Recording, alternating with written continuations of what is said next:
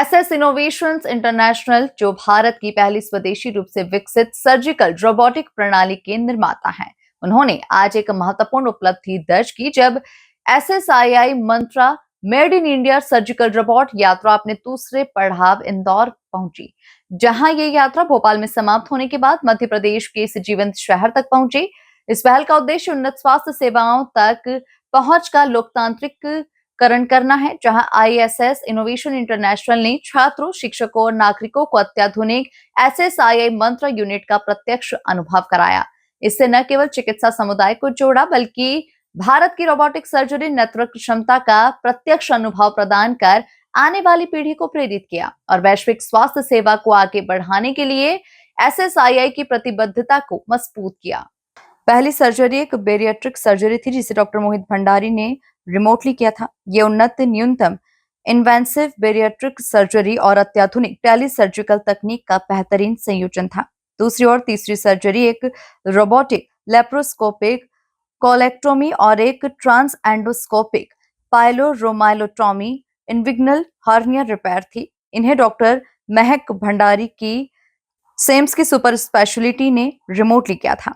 इस सर्जरी ने tele robotic न्यूनतम इन्वेंसिव सर्जरी की सटीकता, एर्गोनॉमिक्स और व्यवहारिता को दर्शाया। सर्जरी बेहद कम विलंबता के साथ और अधिक सटीकता और निर्बाध रोबोटिक नियंत्रण के साथ पूरी की गई। 5वें दिन इंदौर शहर ने 2 सफल टेली सर्जरी देखी, जो Shri Aurobindo institute of medical sciences और आईआरसीएडी नेशनल सेंटर से मंत्रम यूनिट के भीतर से की गई। डॉक्टर मोहित भंडारी ने कहा कि एक जटिल बेरियाट्रिक टेली सर्जरी करना सर्जिकल विज्ञान में परिवर्तनकारी क्षण है। ये केवल तकनीकी क्षमता की बात नहीं, ये गुणवत्तापूर्ण स्वास्थ्य सेवाओं की पहुंच में अंतर को पाटने की दिशा में एक बड़ा कदम है। एसएसआईआई मंत्रा सिस्टम की सफलता साबित करती है कि सुरक्षित, सटीक और समावेशी सर्जरी का भविष्य यहाँ है और भारत में आकार ले रहा है। डॉक्टर विश्वा पास्कुअल श्रीवास्तव, स्पष्ट और CEO APAC SS innovations international, ने कहा कि यह ऐतिहासिक क्षण दर्शाता है कि जब नवाचार उद्देश्य से मिलता है तो क्या संभव हो सकता है।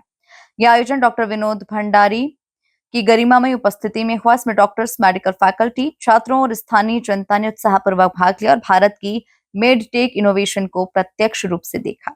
संदेश यही है कि हमारे जो प्राइम मिनिस्टर, चीफ मिनिस्टर, सबकी जो इच्छा रहती है कि made in India, make in India चीज़ हो और फिर दूसरा हर तबके को इसका इलाज मिल सके, उसके क्षेत्र में एक क्रांति का काम करेंगी और कोशिश यही रहेगी कि हमारे हर तबके के लोगों को इसका फ़ायदा मिल सके, तो ये हर गांव-गांव भी जा सके और वहाँ पे भी ऑपरेशन हो सके, वहाँ के लोगों को ट्रेन कर सकें।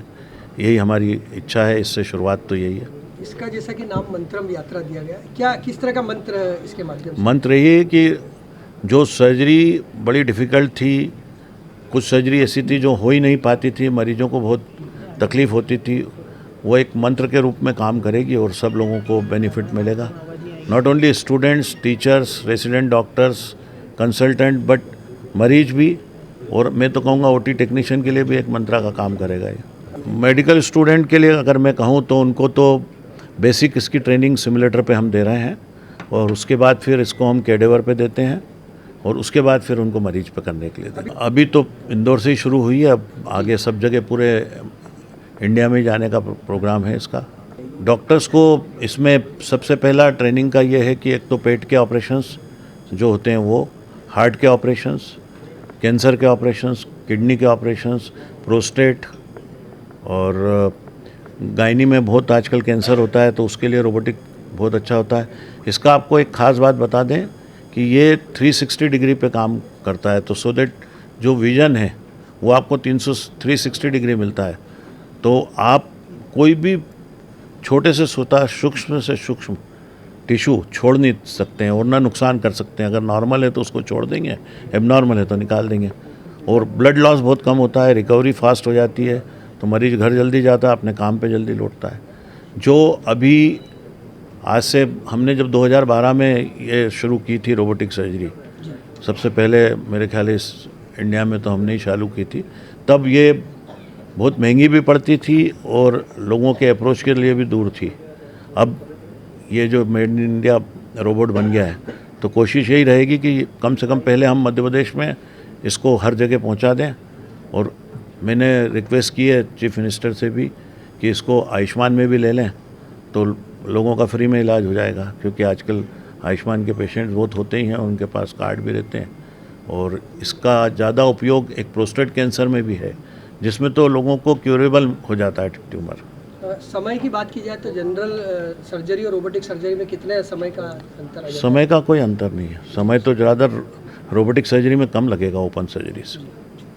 और थोड़ा सा ट्रेनिंग की ज़रूरत है, अपन सबसे पहला काम ट्रेनिंग ही करेंगे और ट्रेन करके फिर उसके बाद लोगों को करने के लिए देंगे। आज इस प्रेस कॉन्फ्रेंस के माध्यम से आप क्या संदेश देना चाहेंगे सभी शहर के लोगों के लिए? पूरे विश्व के लिए और पूरे भारत के लिए और अपने मध्य प्रदेश के लिए एक ही संदेश है कि इसके लिए हर डॉक्टर पहले अच्छी अपनी स्किल सीख ले। हर पैराफिलिकर जो स्टाफ रहता है जैसे ओटी टेक्नीशियन, और वो भी अच्छा नर्सिंग स्टाफ, वो ट्रेनिंग ले ले, रेसिडेंट डॉक्टर ट्रेनिंग ले लें। और ज़्यादा से ज़्यादा हमारे जो दूर दराज के मरीज़ हैं उन तक पहुंच के इसका उपयोग करें, इसका फ़ायदा दें उनको।